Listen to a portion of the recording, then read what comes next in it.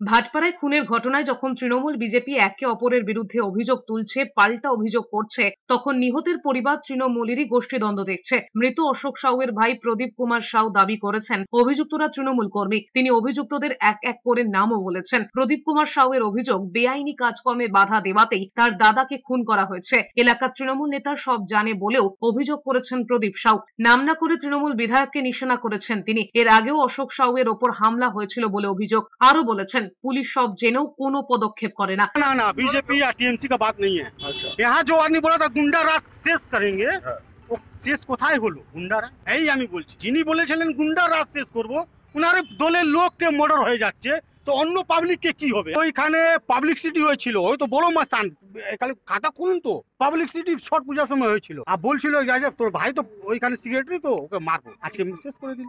हठात देखे सुने देखे नहीं, बम का आवाज, भीषण बम का आवाज जो है पड़ा।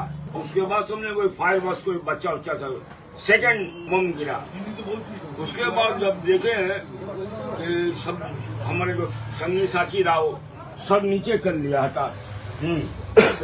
हम भी झुक गए, लेकिन झुकने के बाद देखे कि जो बम का जो है घेराव कर गया।